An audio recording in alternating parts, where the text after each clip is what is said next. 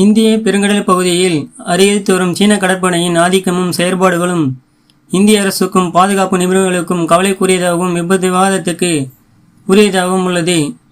கிழக்கு லடாக்கில் உள்ள கல்வான் பள்ளத்தாக்கில் கடந்த 2020ஆம் ஆண்டில் நிகழ்ந்த இராணுவ மோதலுக்கு பிறகு இரு நாடுகளுக்கும் இடையே பதற்றமான சூழ்நிலை ஏற்பட்டது.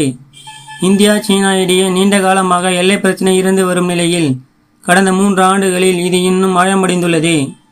இரு நாடுகளும் இந்திய பெருங்கடல் பகுதியிலும் தங்கள் ஆதிக்கத்தை நிலைநாட்ட விரும்புவதால் இந்த பகுதியில் பதற்றம் நிலவுவதாக பாதுகாப்பு நிபுணர்கள் கூறுகின்றனர். கடந்த சில ஆண்டுகளாக சீனா தனது கடற்படையை நவீனமாக்கி உள்ளது.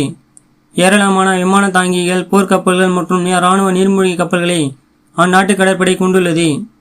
சமீபத்தில் இந்திய வெளியுறவுத்துறை அமைச்சர் ஜெய்சங்கர் இந்த விவகாரம் குறித்து பேசும்போது, கடந்த 25 ஆண்டுகளாக இந்திய கடற்கடலில் சீன கடற்படையின் இருப்பு மற்றும் செயல்பாடு தொடர்ந்து அதிகரித்து வருகிறது. சீன கடற்படையின் அளவு மிக வேகமாக அதிகரித்து வருகிறது. எனவே உங்கள் சுற்றுப்புறத்தில் எவ்வளவு பெரிய கடற்படை இருக்கும் போது அதன் செயல்பாடுகள் உங்கள் பக்கத்தில் அவ்வப்போது தெரியும் என குறிப்பிட்டார். சீன துறைமுக நடவடிக்கைகளை குறிப்பிடும் போது குவாதர் மற்றும் இலங்கையின் அம்மந்தோட்டா துறைமுகம் குறித்தும் பேசிய ஜெய்சங்கர் இந்தியாவின் முந்தைய அரசுகள் மீதும் விமர்சனத்தை வைத்தார். இதன் முக்கியத்துவத்தையும் எதிர்காலத்தில் இந்த துறைமுகங்கள் எவ்வாறு செயல்படும் என்பதையும் அன்றைய அரசாங்கங்கள், கொள்கை வகுப்பாளர்கள் குறைத்து மதிப்பிட்டிருக்கலாம். எனவே அவை நம் நாட்டின் பாதுகாப்பில் என்ன விளைவை ஏற்படுத்தும் என்பதை நாம் அனைவரும் இப்போது உன்னிப்பாக கவனிக்க தொடங்குகிறோம். இந்திய கண்ணோட்டத்தில் பார்க்கும்போது முன்பை விட மிகப்பெரிய அளவில் இருக்கும் சீனாவின் இருப்புக்கு ஏற்ப இந்தியா தயாராவது சரியாக இருக்கும் என்றும் ஜெய்சங்கர் கூறினார். இந்திய பெருங்கடலில் சீனா உருவாக்கி வரும் உத்தி முத்துசரம் என்று அழைக்கப்படுகிறது. இந்த மூலோபயம் இந்திய பெருங்கடலை சுற்றியுள்ள நாடுகளில் மூலோபய துறைமுகங்கள் மற்றும் உள்கட்டமைப்பை கட்டமைத்து பாதுகாப்பதை உள்ளடக்கியது. தேவைப்பட்ட இராணுவ நடவடிக்கைகளும் இந்த துறைமுகங்களை பயன்படுத்தலாம். சீனா தனது எரிசக்தி நலன்கள் மற்றும் பாதுகாப்பு நோக்கங்களை பாதுகாக்க மத்திய கிழக்கிலிருந்து தென்சீன கடல் வரையிலான கடல் வழிகளில் பல நாடுகளுடன் மூலோபய உறவுகளை உருவாக்க உதவும் வகையில் இந்த முத்துக்கள் உருவாக்கப்படுவதாக நம்பப்படுகிறது. ஆப்பிரிக்க கண்டத்தில் எத்தியோப்பியா, சோமாலியா, ஜிபுட்டி, எரித்ரியா ஆகியவை உள்ள பகுதி கொம்பு போன்று இருப்பதால் இவை ஹார்ன் ஆப்பிரிக்கா என்று அழைக்கப்படுகின்றன. இங்குள்ள ஜிபுட்டி மற்றும் பாகிஸ்தானில் உள்ள பார்டரில் சீனா துறைமுகங்களை கட்டி எழுகிறது. இது தவிர இலங்கையின் அம்மந்தோட்டாவை 99 வருட குத்தகைக்கு எடுத்துள்ளது.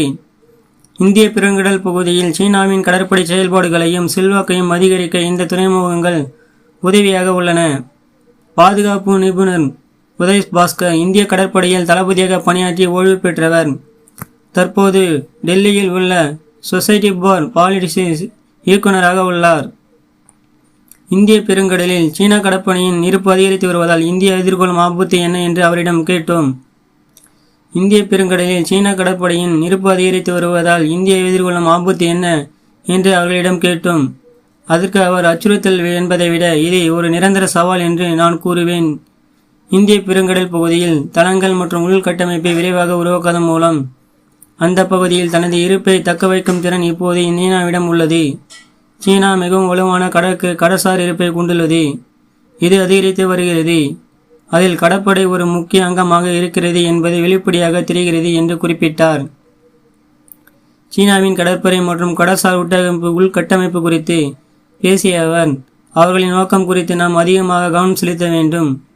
அவர்கள் அதை என்ன செய்வார்கள், இந்தியாவின் நலன்களுக்கு தீங்கு விளைவிக்கும் வகையில் அவற்றை பயன்படுத்துவார்களா போன்றவற்றை நாம் கவனிக்க வேண்டும் என்று கூறினார்.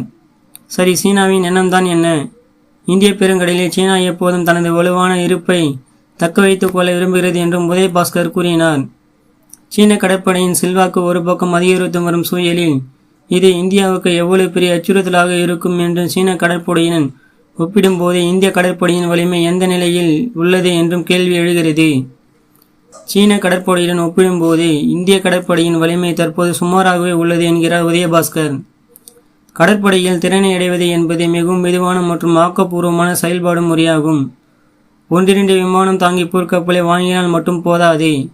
நீர்மூழ்கி திறன்கள், வான்வழி கண்காணிப்பு என பலவற்றிலும் கவனம் செலுத்த வேண்டும். வைஸ் அட்மிரல் அனுப் சிங் இந்தியாவின் கிழக்கு கடற்படையின் முன்னாள் தலைமை தளபதியாக இருந்து ஓய்வு பெற்றவர். இந்த விவகாரம் குறித்து அவர் பேசும்போது, சீனாவிடம் 500 கப்பல்கள் கொண்ட கடற்படை உள்ளது என்பது முக்கியம் இல்லை. கடல்வழி விநியோகம் மக்களிடையே, குறிப்பாக மாலுமிகளிடையே தொழில்முறையை வளர்ப்பதிலும் சீனா இன்னும் நிறைய செய்ய வேண்டியிருக்கிறது. ஏவுகணைகளின் எண்ணிக்கைதான் கடைசியில் முக்கியமானது என்பது மறுப்பதற்கில்லை. அதே நேரம் கடற்படையின் தொழில்நோக்கி தளவாட உதவி ஆகியவையும் முக்கியம். இந்திய பெருங்கடலில் தளவாட ஆதரவு மிகவும் முக்கியமானது என்று தெரிவித்தார். சீனா அதிக எண்ணிக்கையில் பயண கப்பல்களை உருவாக்கியுள்ளது. ஆனால் எண்ணெய், உணவுப் பொருட்கள், நீர் போன்றவற்றை ஏந்தி செல்லும் துணை கப்பல்கள் அவரிடம் இல்லை என்றும் அனுப்சிங் கூறுகிறார். இந்திய கடற்படை 138 கப்பல்களை கொண்டிருந்தாலும் புதிய கப்பல்களை கடற்படையில் இணைத்துக் கொள்வதை விட பழைய கப்பல்களை படையிலிருந்து நீக்கும் விகிதம் அதிகமாக இருப்பதால் தீபகற்ப நாடாக நம்மிடம் இன்னும் அதிக எண்ணிக்கையில் கப்பல்கள் உள்ளன. இது இந்தியா தன்னை சுற்றியுள்ள கடல் பகுதிகளை கட்டுப்படுத்தவும் ஆதிக்கம் செலுத்தவும் உதவுகிறது என்றும் அவர் குறிப்பிடுகிறார்.